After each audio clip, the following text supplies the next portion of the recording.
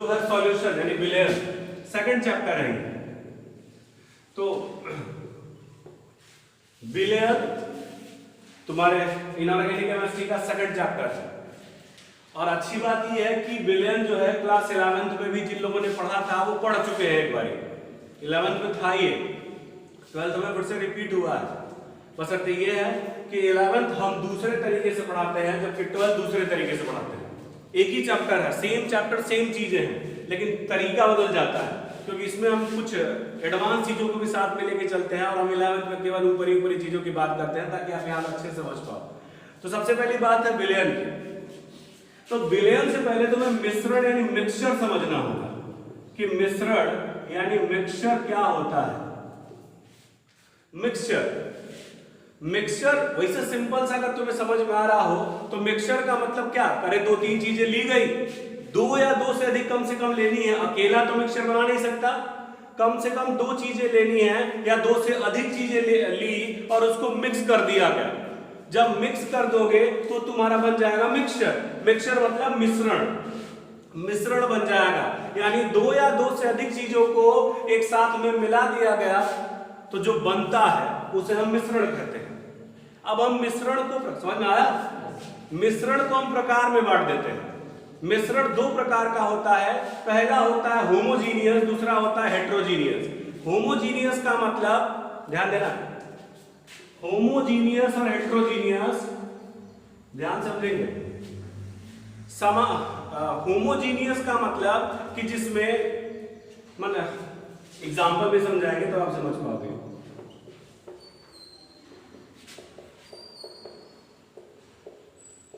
आज तो केवल परिचय होगा तो इसलिए आपको बहुत ज्यादा सोचने की नहीं जरूरत है।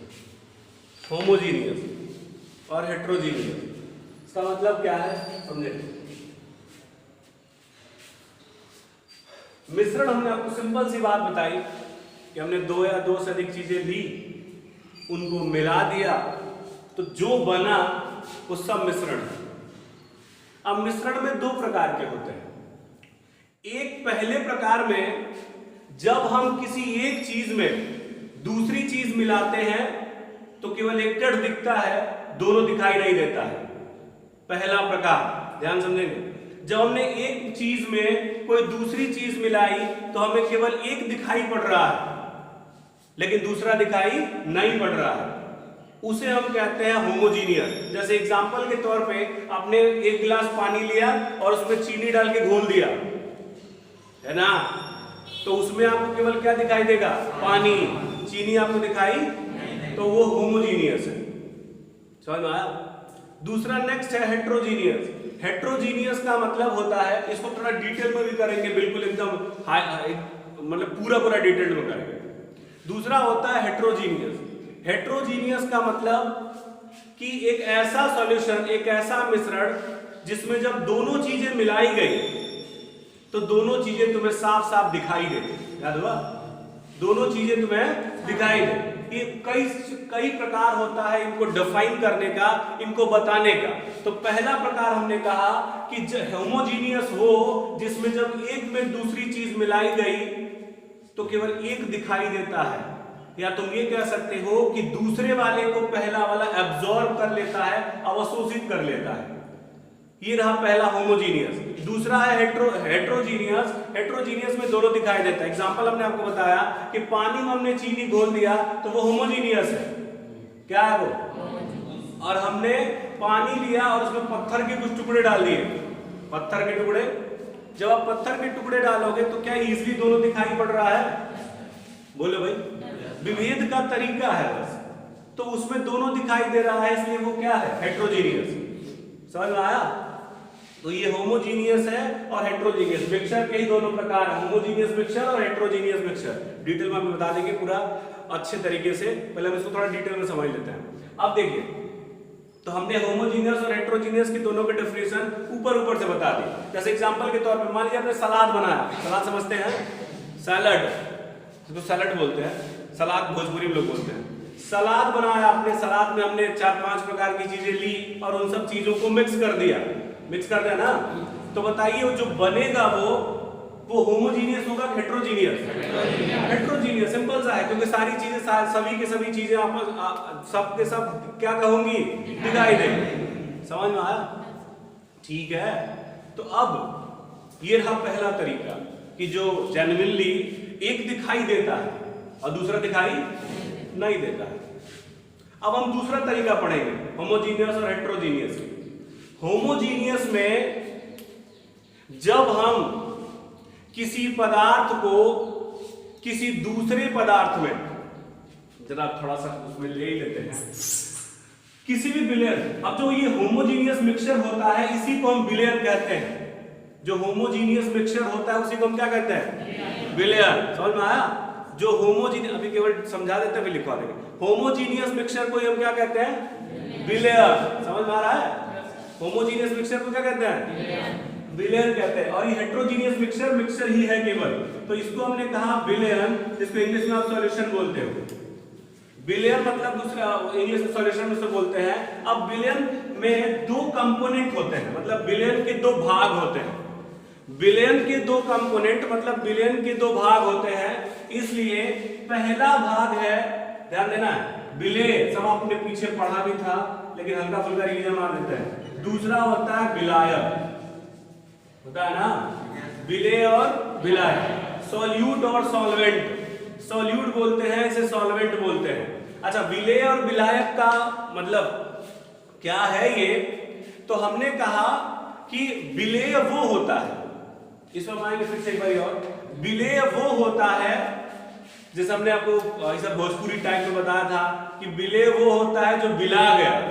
विला मतलब गुम हो गया, गुम मतलब उसी में खत्म हो गया वो। समझ में आया? विलेय मतलब वो जो गुम हो गया और विलायक मतलब वो जिसने गुम करवाया। समझ में आया? जैसे हमने आपको एग्जाम्पल में पीछे बताया था कि गोलू और भोलू दो लोग थे, बहुत ज्यादा दिन छुट्टी हो गई तो दिमाग जाम हो गया होगा, तो थोड़ा मन गिरी सूरी डाल के थोड़ा डुलाते हैं। तो हमने कहा कि गोलू और भोलू दो लोग थे, दोनों लोग गए गोरखपुर और गोलू ने भोलू को हरवा दिया। गोलू ने भोलू को मतलब घुमा दिया। गोलू ने घुमाया किसको? भोलू को। तो भोलू क्या है? विलेय है, क्योंकि भोलू विला गया है। समझ में आया?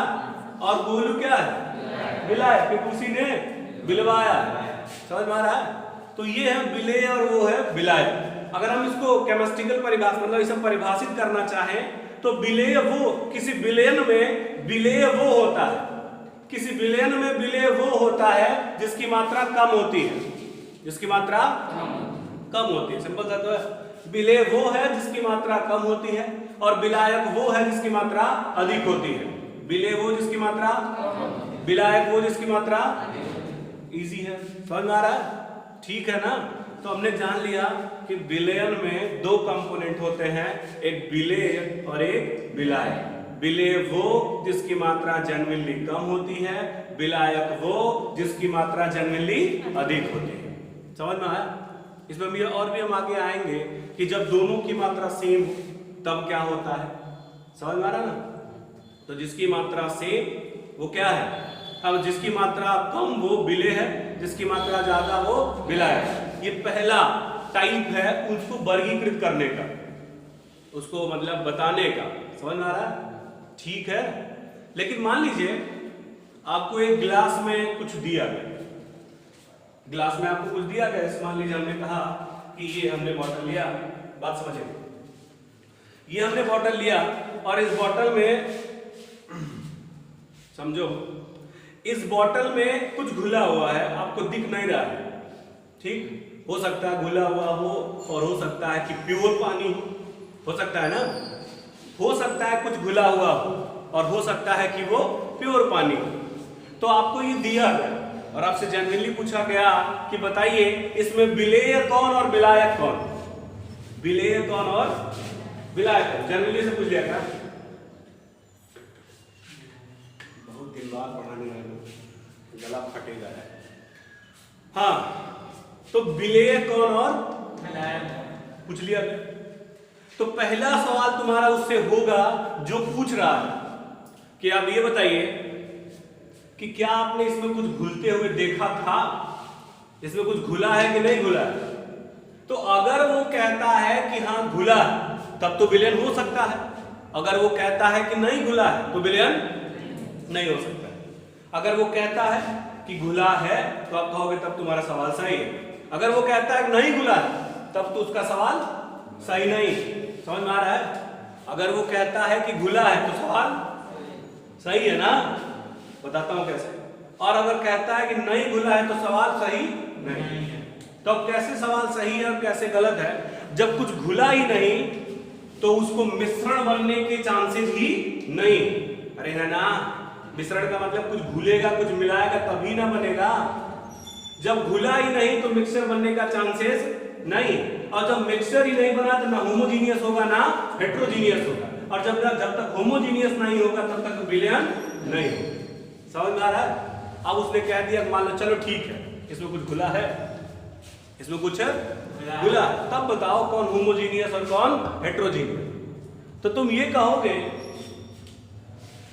कि होमोजीनियस वो होता है, अब सॉरी, अब होमोजीनियस और हेट्रोजीनियस मतलब हम विलयन की बात कर रहे हैं, तो होमोजीनियस में विलयन आ गया। अब आपसे पूछा जा रहा है कि बताइए विलेय कौन और विलायक कौन इसमें। तो तुम सामान्यतः ये जानते हो कि विलेय वो होता है जिसकी मात्रा कम होती है, विलायक वो होता है जिसकी मात्रा अधिक होती है। समझ में आ रहा है?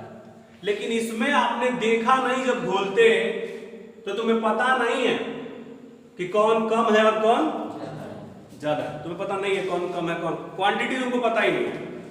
तो जब क्वांटिटी नहीं पता है तब हम कैसे बताते हैं कि विलेय कौन है और विलायक कौन है? समझ में आ रहा है?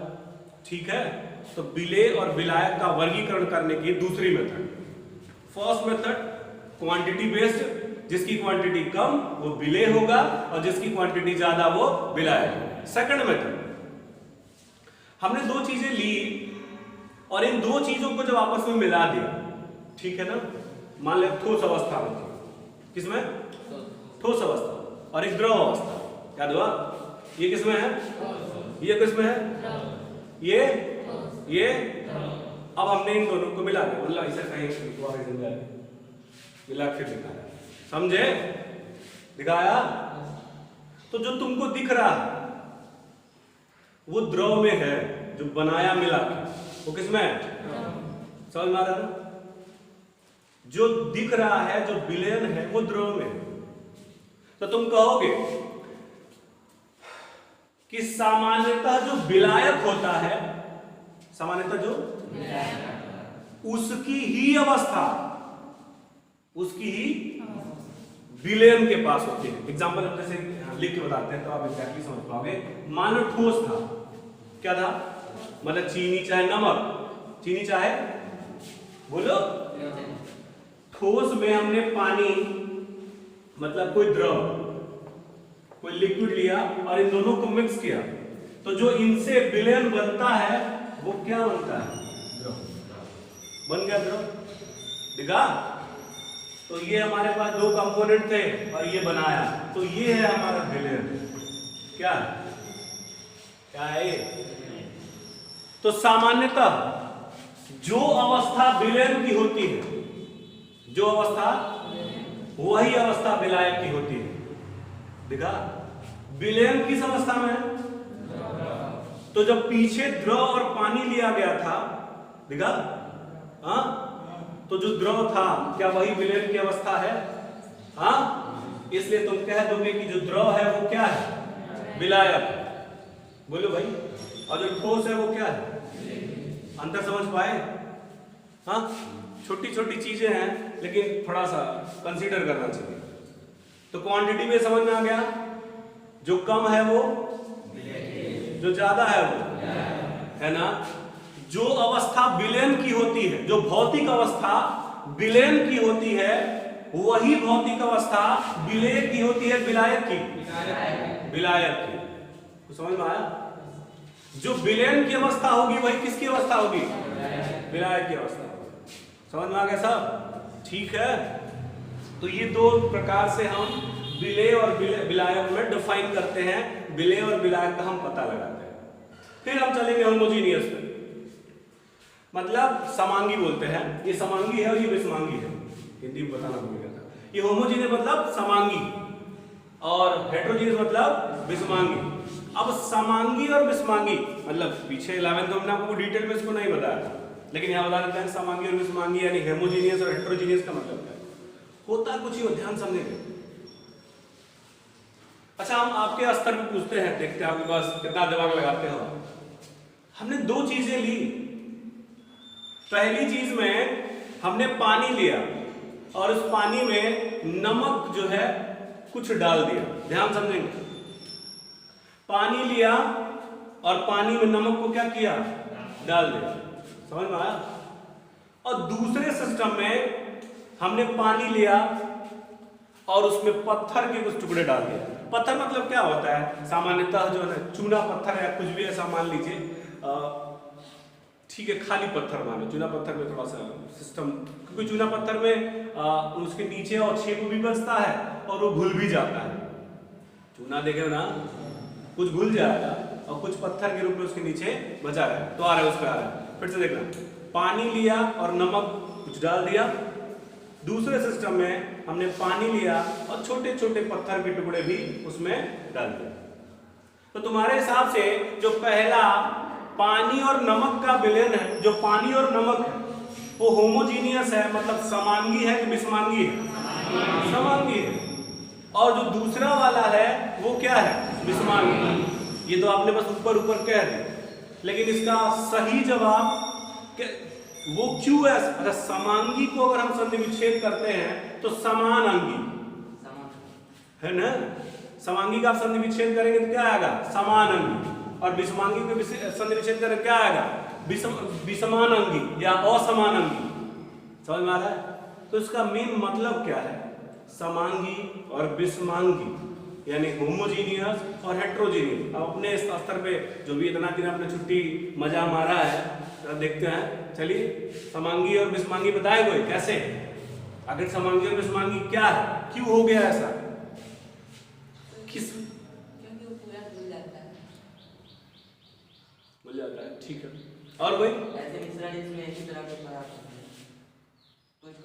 एक ही तरह का पदार्थ मतलब क्या, ये मान लीजिए कह दिया गया। अगर हम उसके अणुसूत्र से देखेंगे तो पानी का अणुसूत्र H2O रहा, बोलिए भाई, और नमक का सूत्र NaCl रहा। अरे बोलेगा NaCl रहा। तो अगर हम उसके अणुसूत्र के आधार पर इस चीज को अगर हम आइडेंटिफाई करना चाहें तो दोनों के अणुसूत्र तो अलग अलग है ना। अरे समझे, दोनों का अणुसूत्र क्या है, अलग अलग। तो ध्यान दीजिए, तो नहीं पता होगा क्योंकि किताब में लिखा ही नहीं है, पता कैसे होगा।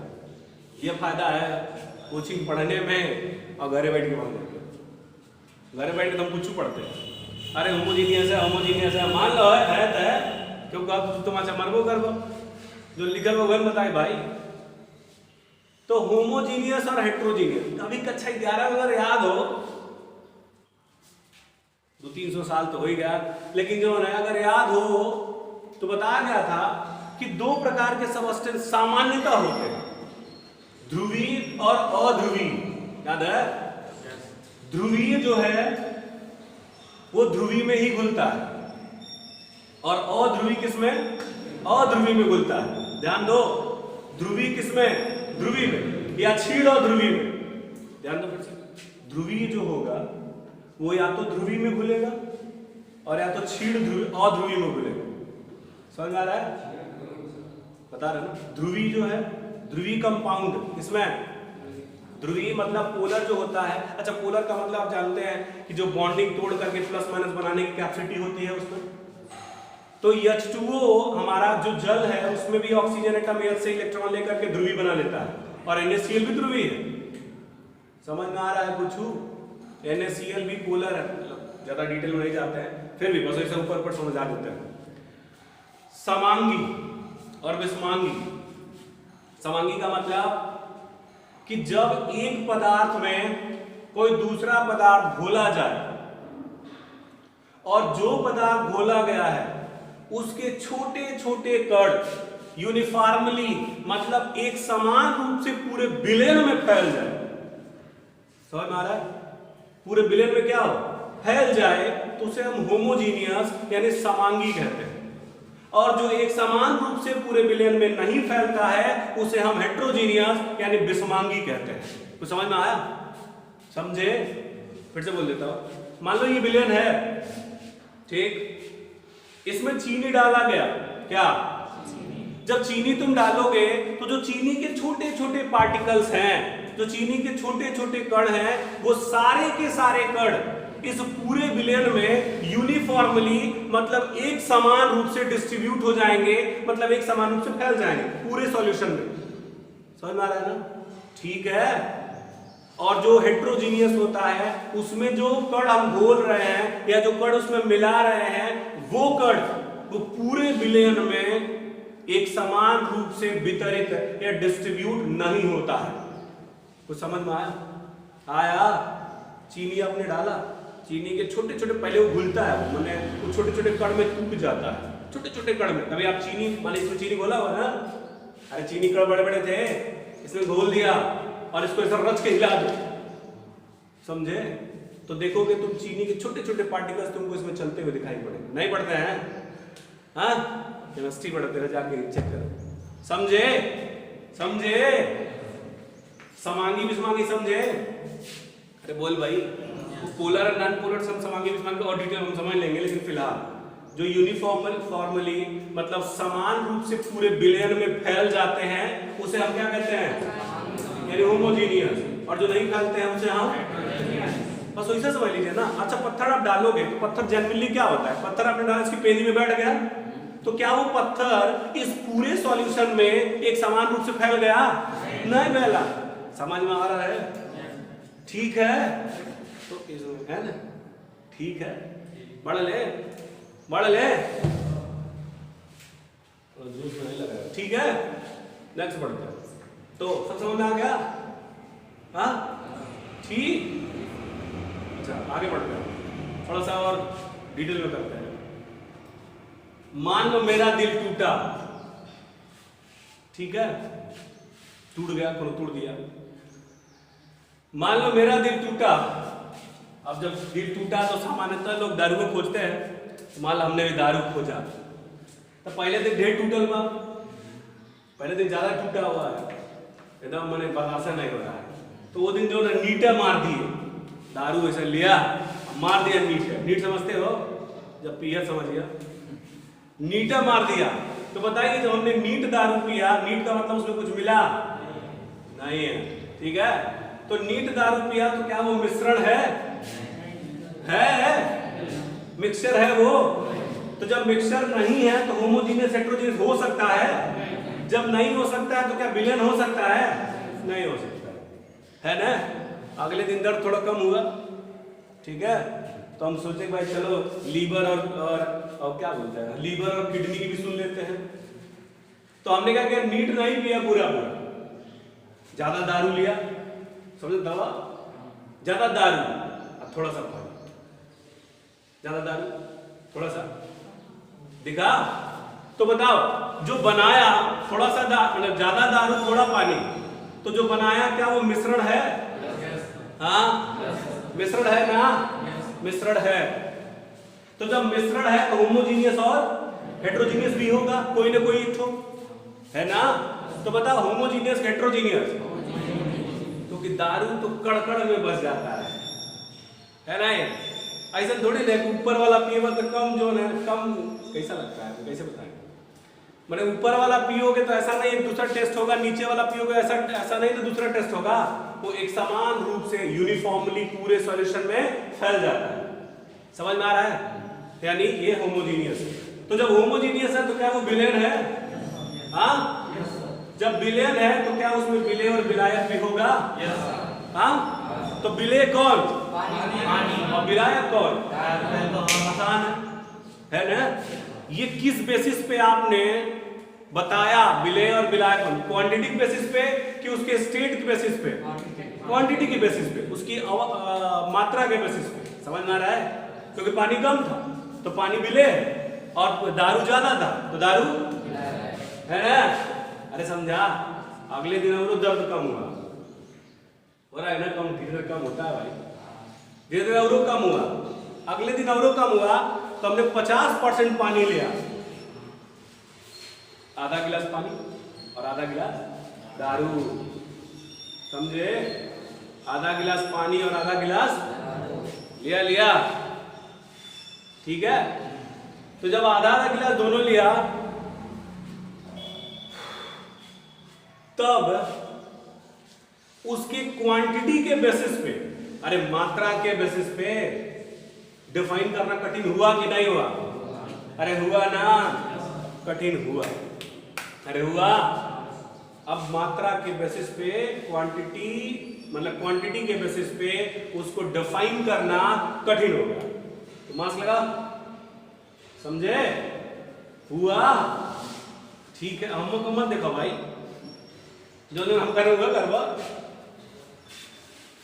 हमारा ब्लड ग्रुप वो पॉजिटिव है, जब समरी हो रहा नहीं है तब हमारा नंबर आएगा, समझे? तुम अपना देख लो, खास कर ये positive, B positive, A B positive, ये लोग जो आना है, ये लोग एकदम खतरे घंटी में है। हमारा जब एकदम लास्ट में नंबर आएगा, हम 2-4 बार 5 बार संक्रमित होकर ठीक हो जाएंगे, लेकिन ये जगले वाले नहीं होंगे, मतलब मजा आ जिंदगी को। तो ये बात है, ब्लड ग्रुप से इफेक्ट पड़ रहा है। हाँ, तो आइए, समझ में आया? 50-50%। मजा नहीं आ रहा है? बंद कर देंगे, बैठो जाइए घर बैठ के मरियल के तरह नहीं बैठे हुए, समझे? 50-50% लिया। अब डिफाइन करना कठिन हो गया कि कौन विलेय और कौन विलायक, है ना? डिफाइन करना on the basis of quantity. अब डिफाइन करना उसके क्वांटिटी के बेसिस पे कठिन हो गया, इसीलिए हमने आपको सेकंड भी बताया, on the basis of state या solvent state. On the basis of solvent state मतलब विलायक की अवस्था के आधार पर अब हम देखेंगे, समझ आ रहा है? अगर दारू बढ़िया वाला हुआ, अगर शराब बढ़िया वाला हुआ, तो उस केसेस में होता कुछ यूं है कि जब तुम शराब और पानी मिलाओगे तो जो दिखाई पड़ेगा गिलास में, जो दिखाई पड़ेगा ना, वो शराब के जैसा दिखाई पड़ेगा। अरे बोले यार, किसके जैसा? शराब के जैसा, ठीक है। और अगर यही कहीं से गुआरे से ले आ रहे, गुआरे बने तो गए लोग नहीं गए हो, एक गुआरे वही मिलता है, हम हुआ सब बनाते हैं, ठीक है। तो अगर उसको तुम ले लोगे तो उसको जब उसमें मिलाओगे तो वो तुम्हें बिल्कुल पानी जैसा ही दिखेगा। अरे समझ में आ रहा है? तो स्टेट दिख रहा है तुम्हें? क्या दिख रहा है? स्टेट। अब दोनों के स्टेट तो द्रव ही है ना। अरे अल्कोहल मतलब जो दारू है, अल्कोहल, वो भी तो द्रव अवस्था में है और वो भी किस अवस्था में है? द्रव अवस्था। तो 50-50% हमने लिया है, 50-50%। तो उस केसेस में जो 50-50% के केसेस में आता है, तो हम आगे पढ़ते हैं कॉलिगेटिव प्रॉपर्टी और वांठाक गुणक, तो इसको हम डिटेल में वहां समझते हैं, लेकिन बस हम ऐसे आपको पूरी बता देते हैं। समझ आ रहा है? जिसकी प्रॉपर्टी ज्यादा वो विलायक और जिसकी प्रॉपर्टी कम वो विलेय। समझ आ रहा है? ठीक है, ठीक है। अच्छा, हम और आपको बता देते हैं। तो ये है, आगे बढ़ते हैं। बालक हमेशा जब कोई भी एक विलेय लिया गया और एक विलायक लिया गया, दोनों को मिला दिया गया, एक विलेय लिया गया और एक, दोनों को क्या किया गया? जो बनेगा ना विलेय, जो क्या बनेगा? उसका गुण विलेय और विलायक से अलग होगा। विलेय और विलायक से, जैसे गलनांक, क्वथनांक, याद होगा आपको? गलनांक, क्वथनांक, ये सब उसके गुण कहलाते हैं। ईमांक तो वाष्पीकरण, वाष्पीकरणता, ये सारे जो है अलग अलग उसके गुण होते हैं, तो गुण बदल जाता है। तो क्या हमने जितना समझाया वो सब समझ में आया? हाँ, कितनों को उठा? ठीक है ना? बढ़ ले, नेक्स्ट टॉपिक चले। कोई दिक्कत है? अब एक आध क्वेश्चन पूछ ही लेते हैं, कुछ है? याद है? मान लीजिए, सपोज किया कि जो हमारा पानी होता है, जो हम पानी पीते हैं, हम प्योर पानी तो पीते नहीं है, एकदम फुली प्योर्ड अगर आप पानी पियोगे तो वो आपके शरीर के लिए नुकसान करेगा, वो नुकसान करेगा। आपको कुछ न्यूट्रिशंस चाहिए होता है पानी में, जिसका मात्रक होता है ppm, या सुना होगा कभी आपने, पार्ट्स पर मिलियन। 1 मिलियन मतलब 10 लाख, 1 मिलियन मतलब ppm में उसे हम व्यक्त करते हैं। तो हम क्या कहना चाह रहे हैं आपसे कि हमने पानी लिया, ये पानी जो हम लिए हुए हैं, इस पानी में छोटे छोटे पार्टिकल्स घुले हुए हैं जो हमारे शरीर को फायदा पहुंचाते हैं, लेकिन एक निश्चित मात्रा में, एक निश्चित मात्रा होनी चाहिए, तभी ये आपको फायदा पहुंचाएंगे, नहीं तो फायदा नहीं पहुंचाएंगे, तो नुकसान करेगा। तो इसका मतलब हम ये कह रहे हैं कि क्या इस पानी में कुछ छोटे छोटे कण घुले हुए हैं, घुले हुए ना, तो विलायक कौन? पानी। जो घुला हुआ वो कौन? विले। समझ में आया? समझे? तो ये सारी चीजें हैं। हमारा एयर है, वायु दिख रहा है, अरे मैंने महसूस हो रहा होगा, वायु है। वायु में कई प्रकार की गैसें हैं ना, बोले यार, कई प्रकार की, जैसे नाइट्रोजन है, ऑक्सीजन है, समथिंग समथिंग, ठीक है।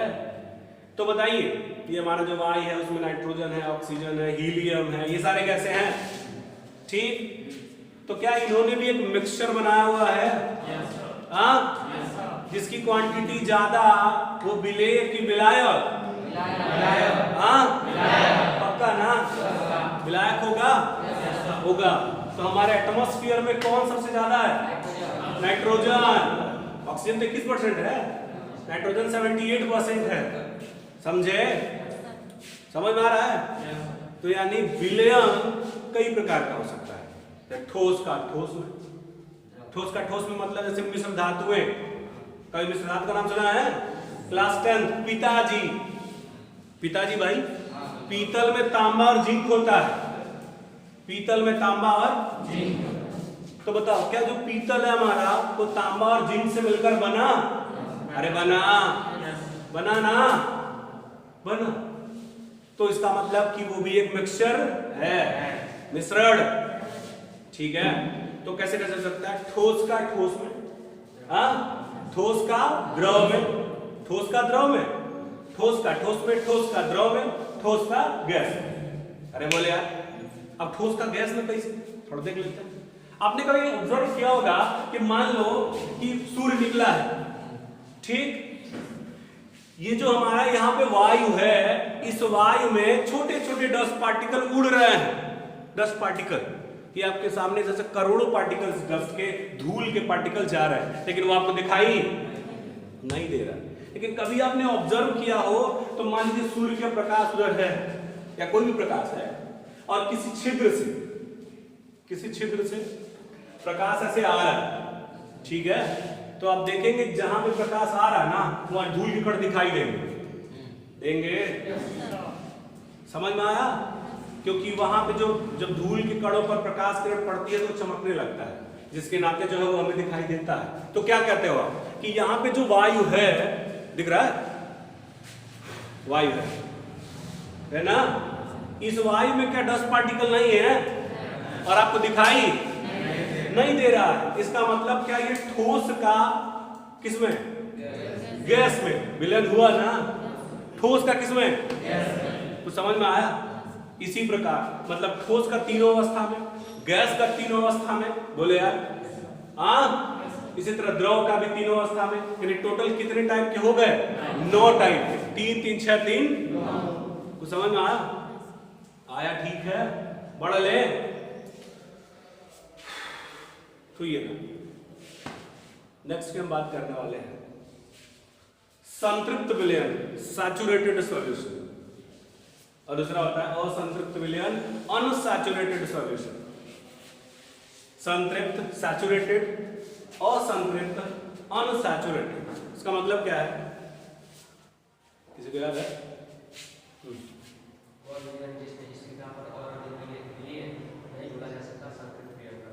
बहुत अच्छा, ये तो परिभाषा है, ठीक है, अच्छी बात है, याद है इसको, पढ़िए, क्लास में तो पढ़ाया गया। आइए हम अब बताते हैं बढ़िया तरीके से। मान लो क्या करो, हमने विलायक लिया, विलायक पानी लिया, क्या किया, पानी ठीक है, एक समान ताप और दाब पर, निश्चित टेम्परेचर और प्रेशर पे, क्योंकि तापमान बढ़ाने और घटाने से उसकी सॉल्युबिलिटी मतलब विलेयता में प्रभाव पड़ता है। कैसे, आगे हम समझेंगे। ठीक है, एक निश्चित ताप और दाब है। इस निश्चित ताप और दाब पर हमने गिलास पानी लिया, एक गिलास पानी लिया। अब उस एक गिलास पानी में हमने एक चम्मच चीनी डाला, घोल दिया, फिर चम्मच चीनी डाला, घोल दिया, घोलते गए घोलते गए घोलते गए घोलते घोलते, समझ में आ रहा है? घोलते गए घोलते गए घोलते गए घोलते गए घोलते गए घोलते गए घोलते गए। एक ऐसी अवस्था आएगी, एक ऐसी अवस्था जब उस विलयन में डाला गया चीनी घुलना बंद हो जाएगा। क्या मतलब, उस जो पानी था ना उसमें जब तुम चीनी आगे डालोगे तो उसका घुलना क्या हो जाएगा, वही अवस्था, वही जो अवस्था है ना उसकी, वही कहलाती है संतृप्त अवस्था। क्या कहलाती है? तो ऐसा आप अपने भाषा में लिख सकते हैं। ठीक है, यदि किसी विलायक में विलेय मिलाकर हिलाया जाए, मतलब घोला जाए, घोला जाए और घोला जाए और घोला जाए और घोला जाए, घोलते घोलते घोलते घोलते एक ऐसा समय आएगा, एक ऐसा समय आएगा जब विलेय का घुलना उस विलयन में या उस विलायक में जो पानी था उसमें बंद हो जाएगा, तो उसे हम क्या कहेंगे, संतृप्त, सैचुरेटेड सॉल्यूशन। याद हुआ? ठीक है, बढ़ ले, संतृप्त विलयन, घुलना बंद हो जाएगा, बढ़ा है ना। नेक्स्ट, इसी के साथ हम कंबाइन करके लिख सकते हैं कंसंट्रेशन, माने हिंदी में सांद्रता। क्या? सांद्रता। पूरा मिनट रेडी करो।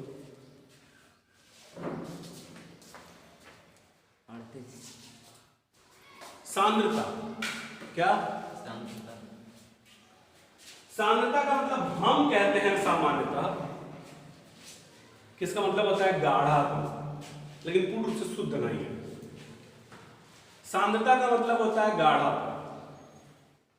अब इस सांद्रता टर्म को डिफाइन करने के लिए अलग अलग चीजों का हम प्रयोग करते हैं, जैसे weight by volume percentage, weight by weight percent, volume by volume percent, ppm, मोलरता, नार्मलता, मोललता, मोल प्रभार, ये सब सांद्रता व्यक्त करने वाले पद हैं। सांद्रता मतलब उसका गाढ़ा, सांद्रता मतलब उसका गाढ़ा। ठीक है, तो इस सांद्रता पद को, अगर सांद्रता का मतलब गाढ़ा, जैसे इसका मतलब क्या हुआ, जैसे मान लीजिए भाई, अगर विलेय मतलब जो घोला जा रहा है उसकी प्रतिशत मात्रा, उसकी प्रतिशत आप बढ़ाओगे, उसकी प्रतिशत मात्रा बढ़ाओगे तो जो विलयन बनेगा वो गाढ़ा बनेगा। कैसा बनेगा? समझ में आया? जो विलयन बनेगा वो, और अगर उसकी प्रतिशत मात्रा घटाओगे तो विलयन तल यानी पतला होता जाएगा। ठीक, जैसे मान लो चाशनी बनाना है सीरा, उसमें तुम ज्यादा चीनी मिलाओगे तो ज्यादा गाढ़ा बनेगा, कम चीनी मिलाओगे तो पतला बनेगा। कुछ याद हुआ? तो ये सांद्रता व्यक्त करने वाले टर्म्स होते हैं, इसी को हम कहते हैं कि सांद्रता व्यक्त करने वाले पद। जैसे एग्जांपल के तौर पे wait by wait, wait by volume, volume by volume, ये होता है, पीपीएम होता है, उसका मोलरता, नार्मलता, ये सब होता है। तो इस सांद्रता में समझ रहे हो ना, इनकी इसकी परसेंटेज जितना बढ़ेगी, मतलब मान लो कि वेट बाय वेट परसेंटेज बढ़ा, वेट बाय वॉल्यूम परसेंटेज बढ़ा, तो उसकी सांद्रता मतलब उसका गाढ़ापन क्या हो जाएगा, बढ़ जाएगा। समझ में आ रहा है? एग्जांपल बता देता हूं, ध्यान जैसे मान लो बालक, हम आपको एग्जांपल से बताते हैं, सब सांद्रता व्यक्त करने वाले पद की हम बात कर रहे हैं। 6% weight by wait, 6% weight by wait, ठीक है ना। NaCl का जलीय विलयन, NaCl का जलीय विलयन, ये पहला हमने लिया। सेम इसी फॉर्म में, इसी रूप में हमने कुछ और भी लिया, जैसे एग्जांपल के तौर पे वेट बाई वॉल्यूम है, क्योंकि जलीय विलयन की बात कर रहा है। हमने कहा कि 20% वेट बाई वॉल्यूम NaCl का जलीय, ठीक है। तो हमने कहा आपसे कि ये परसेंटेज बढ़ेगी तो उसकी सांद्रता, मतलब उसका गाढ़ापन भी क्या होगा, बढ़ जाएगा। तो समझ में आया कैसे आते हैं, ठीक। तो जैसे एग्जांपल समझिए आप, 6% 20%। अब इस 6% वेट बाई वॉल्यूम का मतलब क्या है कि ध्यान दीजिए, जब भी जो बाबू पहला होता है ना, वो होता है विलेय का, मतलब कि सॉल्यूट का, समझ में आया। और जो दूसरा होता है वो होता है विलयन का। किसका होता है, मतलब सॉल्यूशन। तो समझ में आया, जो पहला है वो, जो दूसरा है वो, है ना। तो इस पर पहले केसेस में जो हमारा सॉल्यूट है वो in the form of weight है, मतलब वेट के फॉर्म में, मतलब भार, समझ में आ रहा है, जैसे 20 ग्राम 40 ग्राम 30 ग्राम कुछ भी, ठीक है। और जो दूसरा है वो वॉल्यूम के फॉर्म में है, जो सॉल्यूशन है हमारा, जो विलयन है वो ml, ठीक है। जैसे as example 6% weight by volume NaCl का जलीय विलयन का मतलब क्या हुआ, तो आइए हम मतलब समझाते हैं। तो माना, अच्छा इसका मतलब क्या कि 6% क्या, 6% भार है NaCl का पूरे विलयन में, किसमें, पूरे विलयन, याद हुआ, समझ आ रहा है। तो अब हम 6% निकालें। अच्छा, परसेंट निकालने के लिए सबसे अच्छा होता है कि जो भी हम विलयन का भार माने या विलयन का आयतन माने वो 100 माने। कितना, 100 का 6% 6 में होता है। अरे बोले यार, 100 का 10% 10 ही होता है, याद हुआ। अब 1000 का 6% निकालेंगे तो 60,000, तो इसलिए हमेशा हम 100 मानते हैं। क्या मानेंगे, है ना, पहले का मतलब, पहले वाले का होता है, पहले का अर्थ है कि 100 ml, किसमें, 100 ml विलयन में, अरे विलयन है यार, बोलो, 100 ml विलयन में कितना ग्राम, 6 ग्राम कौन है, विलय माने NaCl, कुछ समझ में आया, 6 ग्राम NaCl। अच्छा, दूसरा वाला, दूसरे वाले से समझ में आ रहा है, ठीक है, ठीक है, कि 100 ml विलयन में कितना ग्राम, 20 ग्राम कौन है, कुछ समझ में आ रहा है, बोले यार। तो तुम बताओ कि पहले 100 ml पानी लिया गया, हाँ नहीं सॉरी, 100 ml पूरा विलयन का भार, मतलब कुछ पानी लिया गया, हाँ, उसमें 6 ग्राम कौन, 6 ग्राम नमक मिलाया गया, ठीक, टोटल बना 100 ml। दूसरा लिया गया पानी, उसमें कितना ग्राम नमक मिलाया गया, तो टोटल कितना बना, मतलब दोनों 100 ml है ना, दोनों कितना है, तुम्हारे हिसाब से गाढ़ा कौन, हाँ कौन, ये वाला है ना, क्योंकि जब विलेय की मात्रा, मतलब जो घुल रहा है जैसे चीनी, उसकी मात्रा जब बढ़ेगी तो क्या उसका सांद्रता, मतलब उसका गाढ़ापन भी बढ़ेगा, मतलब इसकी सांद्रता ज्यादा और इसकी सांद्रता, कुछ समझ में आया। तो ये सभी सांद्रता व्यक्त करने वाले पद हैं, सांद्रता व्यक्त करने वाले, कुछ समझ में आया, ठीक है। अच्छा, अगला कह लेते हैं, सपोज कर लो कि 6% volume by volume, 6% volume by volume, NaCl नहीं लेते हैं, कुछ दूसरा ले लेते हैं, मान लो ग्लूकोज, क्या लिया, ग्लूकोज का जलीय विलयन, समझ गए? 6% वॉल्यूम बाय वॉल्यूम ग्लूकोज का जलीय विलयन। तो जो पहला V है वो विलेय का है कि विलायक का है कि विलयन का है? हाँ, विलेय का है। किसका? और जो दूसरा है वो हाँ, फिर से बोलो, विलयन का है। याद रखो, जो पहला है वो विलेय का, किसका? और जो दूसरा है वो तुम चलो तनु, पहला जो है वो और दूसरा वाला हाँ, अभी तक तुम लोग क्या सुन रहे हो? चल प्रसिद्ध चौरसिया, पहला जो है वो और दूसरा भी विलयन का। होश में रहिए, बैठो, ठीक है? कुछ समझ में आ रहा है? हाँ, देखो बहुत सारी सीट्स तो है, समझ ही गए। और वास्तव में तुमको बता रहा है, नजर नहीं लगा, मैं बहुत अच्छे से अपनी प्रिपरेशन कर रहा हूं, बहुत अच्छे तरीके से खुद की प्रिपरेशन। मतलब जितना हमसे हो सकता था, जितना हमसे हो सकता है उतना, जब तक कमर टूट नहीं जाएगी, जब तक शरीर ये नहीं कहने लगेगा बस कर बहुत हो गया, तब तक बहुत दिक्कत है। मतलब बहुत अच्छा था लेकिन अब दिक्कत हो गई। अब हम तो ये चाह रहे थे कि एक तरह से लॉकडाउन लगे, फिर से हम चाह रहे थे कि लॉकडाउन लगेगा तो तुम लोग चिल्लाना बंद कर दो, जब चिल्लाना बंद कर दोगे तो हमको पढ़ाना नहीं पड़ेगा। तो ही जनाब,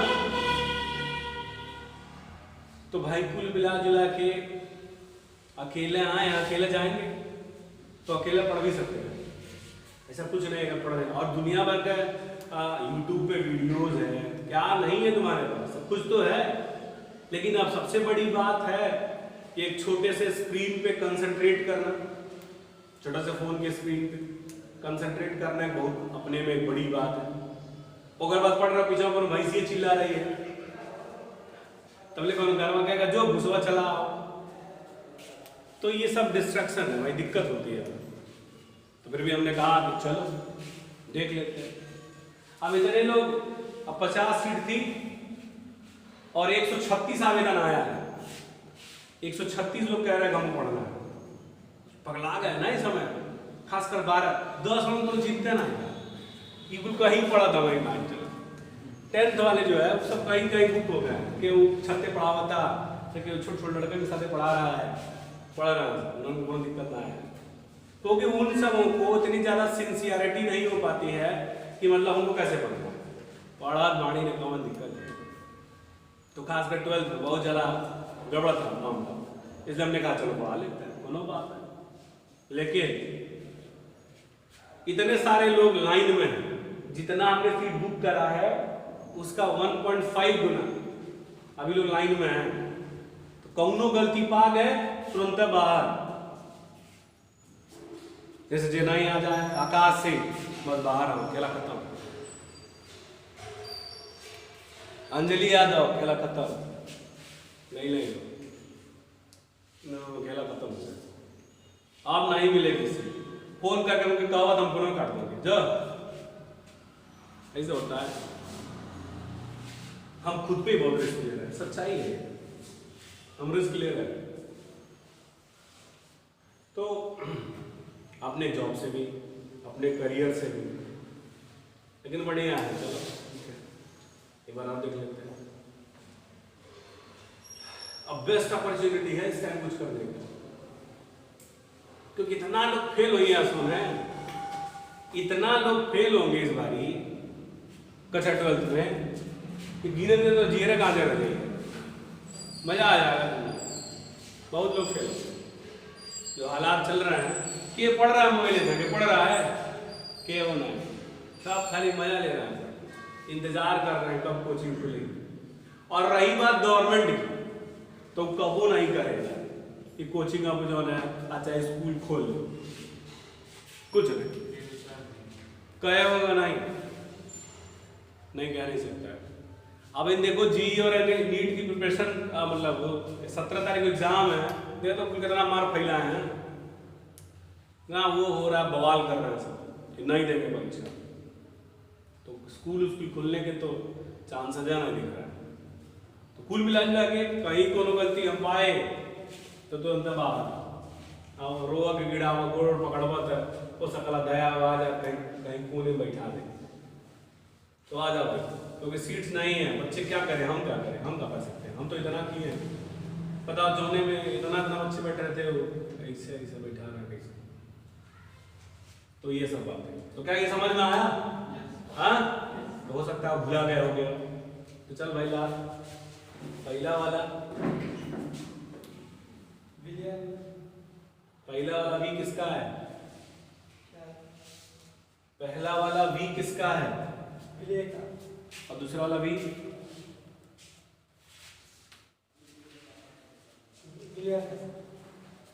भाई इतना समय नहीं लगना चाहिए, समझ गए?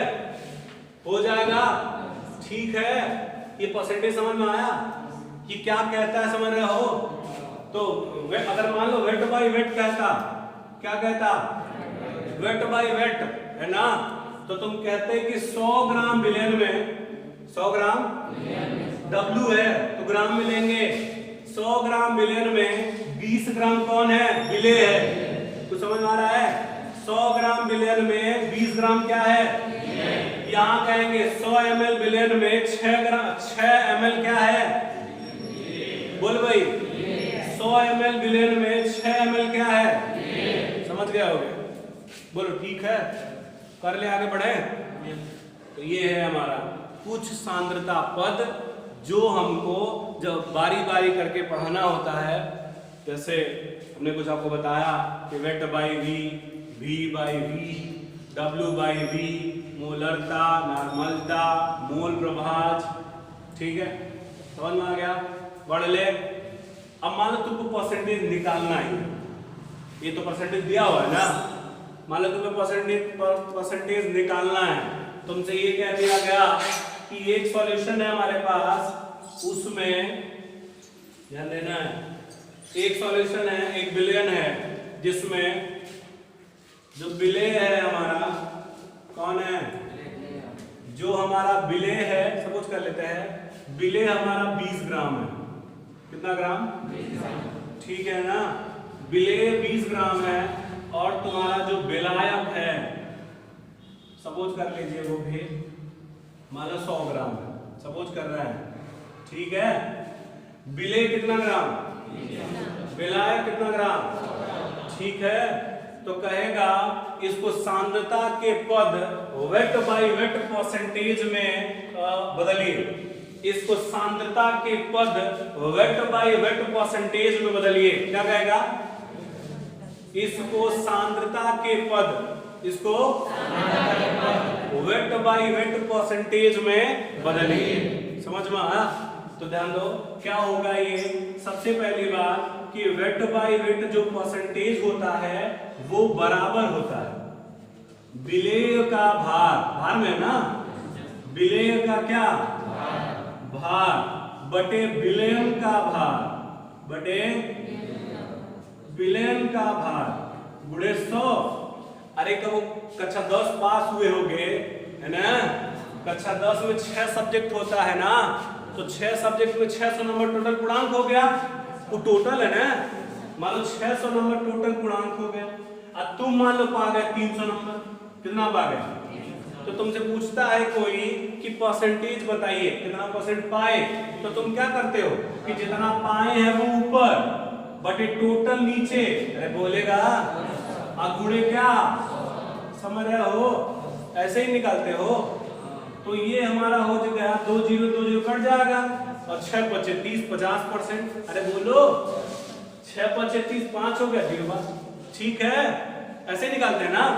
तो सिमिलरली यहाँ पे जब परसेंटेज पूछ रहा है वेट बाय वेट का, तो ये जो 6% आता है वो विलेय का होता है ना, अरे ये विलेय का है भाई। Yes sir. तो जब विलेय का है तो इसलिए विलेय का भार ऊपर रखेंगे ना। Yes sir. जैसे हम परसेंटेज कैलकुलेट करते हैं वैसे ही देखिए ना, तो विलेय का भार हम ऊपर रखेंगे। और जब टोटल पूर्णांक रख रहे थे तो क्या टोटल मतलब विलेय हो जाएगा। Yes sir. अब गुणे 100 गुणे क्या 100। आइए विलेय का भार के ग्राम, विलायक का भार के ग्राम, बैल होना विलायक है, ये विलयन है। 120 100 और 20 जोड़ देंगे 120। कितना आएगा, है ना 120। गुणे कितना, विलयन का मतलब विलेय का भार प्लस विलायक का। अरे बोलो ठीक है। तो 20 छक्का 120 है ना, और ये कट जाएगा 50/3 आया। अरे कट गया 50/3, ठीक है ना। तो ये हमारा परसेंटेज है। क्या निकाल पाओगे, निकाल पाओगे, कोई दिक्कत है, सबने समझा। तो ये हमारा परसेंटेज, हम ऐसे ही परसेंटेज कैलकुलेट कर लेते हैं। वेट बाय वी हो चाहे वेट बाय वॉल्यूम, अगर वॉल्यूम पूछेगा ध्यान देना है, अगर वॉल्यूम वाले इसमें पूछता है थोड़ा सा